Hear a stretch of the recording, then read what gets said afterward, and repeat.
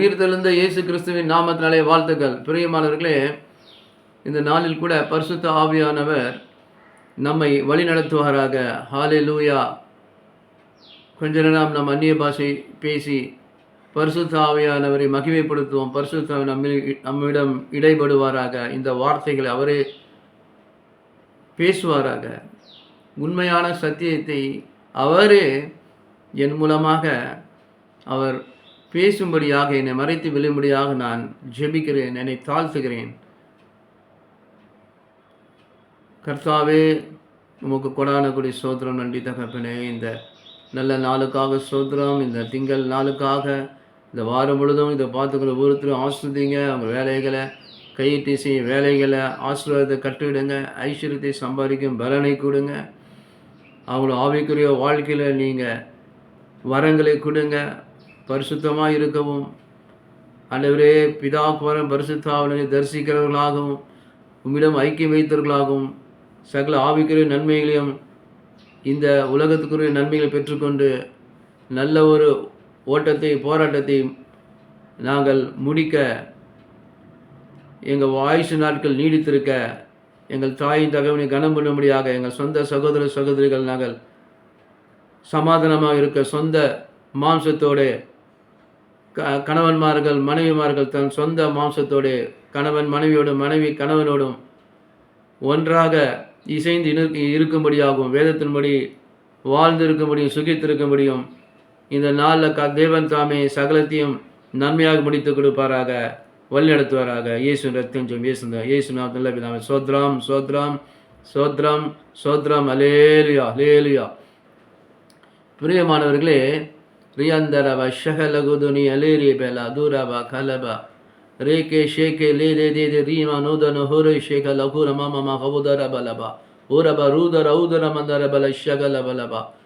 பரிசுத்த ஆவியானவரே, நீங்கள் இந்த வசனத்து மூலமாக நீங்கள் மகிமைப்படுவதற்காக நன்றி தகப்பனே. பிரியமானவர்களே, இயேசுவிடம் பிலிப்பு ஒரு இடத்துல ஒரு வினாவை, ஒரு கொஸ்டினை எழுப்புகிறார்.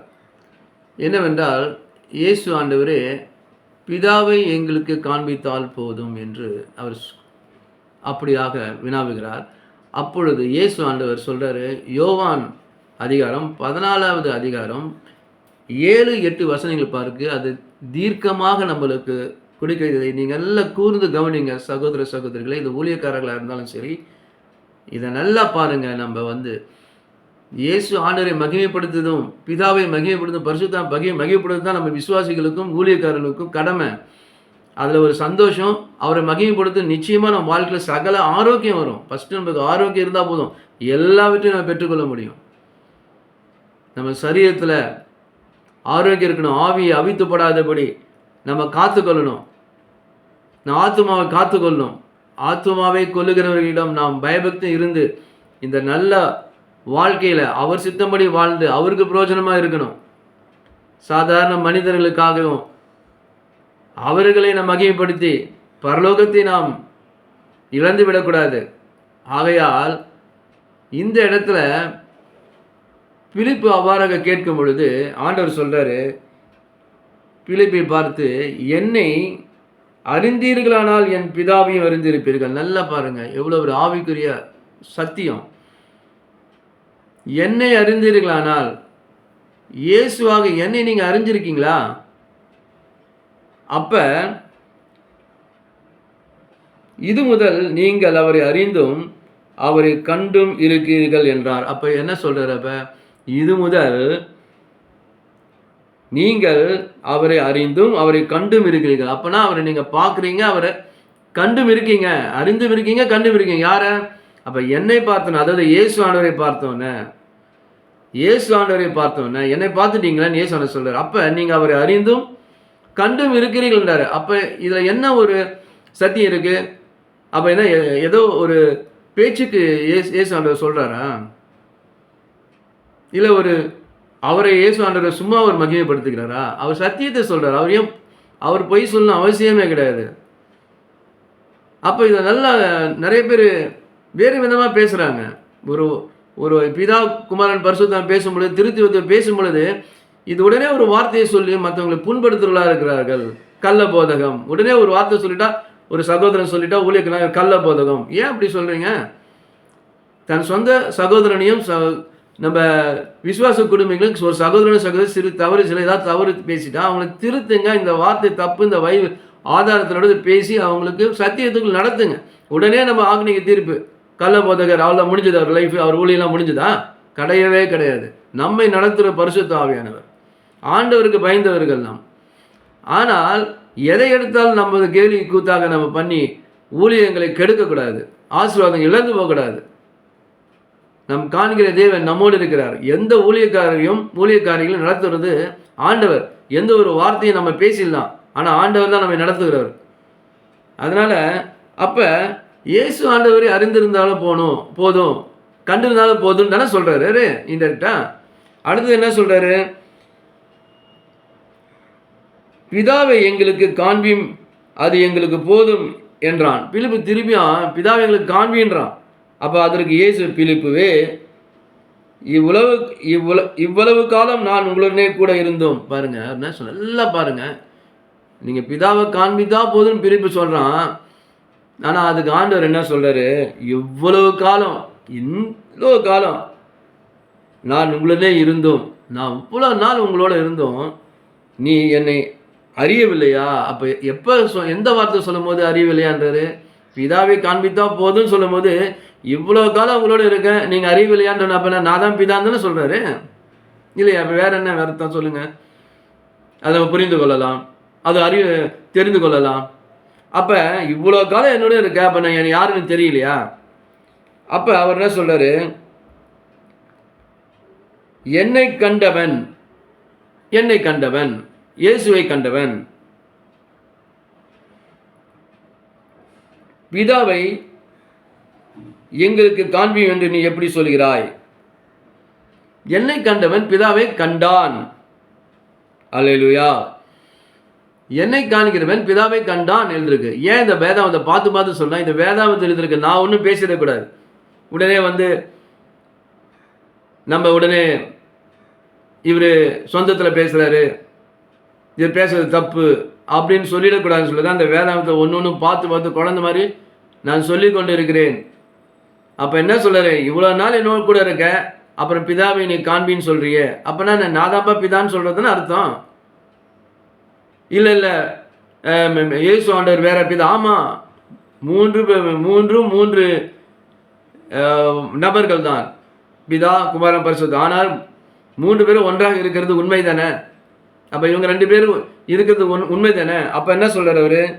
அப்படி இருக்க பிதாவை எங்களுக்கு காண்பி என்று நீ எப்படி சொல்லுகிறான்றார். அப்போ அவர் சொல்கிறார். அப்போ அவர் ஜோக் அடிக்கிறாரா ஆண்டவர்? ஏசப்பா விளையாடுறாரா, நையாண்டி பண்ணுறாரா அவர்? அவ்வளோ பெரிய தேவனு என்னை பார்க்குறீங்களே, அப்புறம் என்ன நீ கூட இருந்துக்கிட்டு இவ்வளோ நாள் கூட இருந்து பிதாவை காண்பின்ற, என்னை பார்க்குறல, அப்போ நீ தெரிந்து கொள்ள முடியாது நான் யாருன்னு.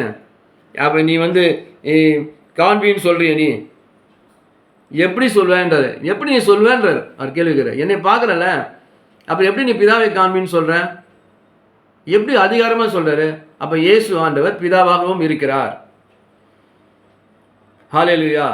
உடனே சில அதிகாரங்களை நம்ம பார்க்கும் பொழுது மனிதனும் இப்படியாக பிதாவும் இயேசுவும் ஒன்றாக இருக்கிறார்கள் என்று சொல்கிற அர்த்தத்துக்கு ஏதுவாக ஆதியாகமம் 2:24 நாம் படிக்கும் பொழுது பாருங்க, ஆதியாகமம் 2:24 படிக்கும்போது இதில் என்ன சொல்லியிருக்குன்னா, இதை நிமித்தம் புருஷன் தன் தகப்பனை தன் தாயை விட்டு தன் மனைவியோடு இசைந்திருப்பான், அவர்கள் ஒரே மாம்சமாக இருப்பார்கள்.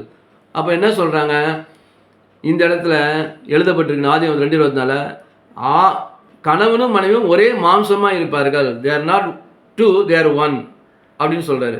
ஏன் அப்படின்னா அவங்களுக்குள்ள எந்த வேறுபாடும் வரக்கூடாது. நீ பெரியவன், நான் பெரியவன், நீ இந்த குடும்பத்துலேருந்து வந்த, நீ பெரிய இடத்துலேருந்து வந்த, நான் சிறிய இடத்துலேருந்து வந்தேன், எனக்கு வசதி இல்லாதவன், ஏதோ ஒரு விஷயத்தில் நம்ம பெருமை பாராட்டி விடக்கூடாதுன்னு சொல்லிட்டு 2 பேரும் ஒன்றும் இல்லைப்பா, 2 பேருமே நீங்கள் பெருசுன்னு நினச்சிக்கூடாது, நீங்கள் 2 பேரும் ஒன்று தான், நீங்கள் 2 பேருமே 2 மாம்சம்ல ஒன்றா இருக்கீங்க. அப்போ ஏன் 2 பேரும் ஒன்றா இருக்கீங்கன்னா, எந்த வித குடும்ப காரியத்தையும் அவர் மகிமையாகவும் அதை பரிசுத்தமாகவும் ஆக்கி இருக்கிறார் என்பதை அவர் அது வந்து உள்ளர்த்தமாக அவர் சொல்லி அப்படியாக அவர் சொல்லுகிறார். பாருங்க, அவங்க இசைந்து இருப்பார்கள், அவர்கள் ஒரே மாம்சமாக இருப்பார்கள். கணவன் மனைவி ஒரே மாம்சமாக இருப்பாங்க. ஹல்லேலூயா. அது வந்து அப்ப இங்க வந்து இயேசு ஆண்டவர் சொல்றாரு, என்னை காண்கிறவன் பிதாவை காண்கிறான். அப்புறம் ஆண்டவர் சொல்றாரு, ஏன் இப்படி கேள்வி கேட்கிற? என்னை இவ்வளவு நாள் பார்த்துட்டு என்னை கேள்வி கேட்கிறியே, என்னை காண்கிறாயில்ல, அப்புறம் எப்படி நீ வந்து பிதாவை காண்பின்னு சொல்லுவ அப்படின்றாரு. அப்ப இந்த அர்த்தம் அந்த அர்த்தம் சிமிலரா இருந்தாலும் மனுஷனுக்கும் தேவனுக்கும் வித்தியாசம் இல்லையா? நம்ம அப்படி படைத்தவர் அல்லவா? நம்ம மனித குலம், மனிதர்கள் கணவன் மணியா இருக்கும் பொழுது சந்தோஷமா இருக்கணும், ஒன்னா இருக்கணும், அவங்களுக்கு பிரிவினை வரக்கூடாது, எந்த மனுஷனும் மனுஷியும் யாரும் பிரித்து விடக்கூடாது, அவர்கள் வாழ்ந்து சுகித்திருக்க வேண்டும் என்ற ஒரு அற்புதமான விஷயத்தை அவர் சொல்வதற்காக எப்படி சொல்லியிருக்கிறார். அதனால கடவுளுக்கும் நமக்கும் இருக்கும் வித்தியாசங்களை நாம் தெரிந்து கொள்ள வேண்டும். அடுத்ததாக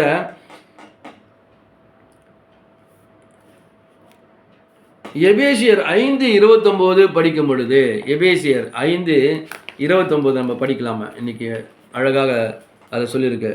5:29 தன் சொந்த மாம்சத்தை பகைத்தவன் ஒருவனும் இல்லையே. தன் சொந்த மாம்சத்தை பகைத்தவன் இல்லையே. யாரை சொல்றாரு? கணவன் மனைவிய. நீ கணவன் வந்து மனைவியை வந்து அவளை ரொம்ப கஷ்டப்படுத்தாத, கடினமான வார்த்தையை கடிந்து கொள்ளாத, கசந்து கொள்ளாத. அவ வேற யாரும் இல்லை, நீயும் அவளும் ஒன்று தான். மனைவியும் நீயும் போட்டு உடைச்சிடாத கணவனை. அவன் ஸ்ட்ராங்காக இருக்கான்னு அவனை நீ பலவீனம் நினைக்காத. ஏதோ ஒரு காரியத்தினால நீ நினைக்காத. ஏதோ ஒரு குறைவு இருக்கனால, மனைவிகிட்ட குறைவு இருக்கலாம், ஏதோ ஒரு குறைவுல தான். அந்த குறைவை நினைத்தோ, ஏதோ ஒரு பலவீனத்தை நினைத்தோ, ஏதோ ஒரு காரியத்தை குறித்தோ, மனைவி பலவீனமான பாண்டம் என்றோ, இல்லை கணவனுக்கு சில காரியங்களில் ஏதோ ஒரு விஷயத்தில் குறைவு இருக்கோ இருந்தாலும் அதை குறித்து மனைவி கணவனை வந்து துன்பப்படுத்துறது, மதிப்பில்லாமல் நடத்துறது, இப்படிலாம் இருக்கக்கூடாது என்பதற்காக ஆண்டவர் அழகாக சொல்றாரு, தன் சொந்த மாம்சத்தை பகைத்தவன் ஒருவனும் இல்லையே. ஒருவனும் இல்லையே என்றார். அப்ப நம்ம பகைக்க கூடாது. சொந்த மனைவியே கணவன், மனைவி சொந்த கணவனை பகைக்க கூடாது. இருக்க செய்யும், சண்டை வரும், சமாதானமாயிடும். பெரிய ஒரு போராட்டம் மாதிரி கூட வந்து இருக்கும். ஆனால் இந்த சூரியன் மறையிறதுக்குள்ள உங்களுடைய கோபம் மறைஞ்சு ஒருவருக்கொருவர் பேசிவிட வேண்டும், சமாதானம் ஆகிட வேண்டும் என்பது. அப்போ நீங்கள் ஒரே மாம்சமாக இருக்கிறீர்கள் என்றால் நம்ம இதை கொண்டு நாம் வேறு விதமாக நாம் போதித்து விடக்கூடாது. பிதாவும் இயேசு ஆண்டவர் ஒன்றாக இருக்கிறார்கள் என்றால் அவர்கள் யார் என்றார்? அவர்கள்தான் நம்மை படைத்த, நமக்கு முன்மாதிரியாக இருக்கிற, நம்மை உருவாக்கின, உலகத்தை உருவாக்கின, சகலத்தையும் சிருஷ்டித்த கர்த்தர். அதனால நாம் குழம்பிக் கொள்ள வேண்டாம். இயேசுவும் பிதாவும் ஒன்றாய் இருக்கிறார்கள். ஆனால் அவர்கள் ஒருத்தர் வந்து தனிப்பட்ட ஒரு நபராக இருக்கிறார்கள் என்பதை நாம் உணர்ந்து கொள்ள வேண்டும். ஆனால் என்னில் பிதாவும் பிதாவில் நான் இருக்கிறேன், கணவன் மனைவி 2 பேரும் ஒரே மாம்சமாக இருக்கீங்க, இதுவும் அதுவும் எல்லாம் ஒன்று தான் சொல்லிட்டு அப்படி கம்பேர் பண்ணக்கூடாது. மனிதர்கள் மனுஷிகள் வேற. மனுஷங்களும் மனுஷியும் ஆண்டவரை படைக்கல, ஆண்டவரை உருவாக்கவே இல்லை. ஹீ ஹிம்செல்ஃப், அவர் எவால்வ்டுன்னு சொல்கிறது கூட அது என்ன சொல்கிறோம், அவரை கிரியேட் பண்ணிக்கிட்டு தான் சொல்ல முடியாது. எங்கேயாச்சும் என்ன அர்த்தத்தை சொல்ல முடியும் நாம்? அவருக்கு எப்படி ஆண்டவர் வந்தார்? ஆண்டவர் அவர் பயங்கரமான தேவன். அவரை யாரும் உருவாக்கல, அவரை காட்டின பெரியவர் யாரும் இல்லை. அவரே தன்னை காண்பித்த தேவன். நானே கர்த்தர் என்று சொன்னார். அப்படியாக இருக்கும் பொழுது தேவ பிள்ளைகளே, இயேசு ஆண்டவர் இந்த இடத்துல யோவான் அதிகாரத்தில் பிலிப்பிடம் சொல்கிறார்,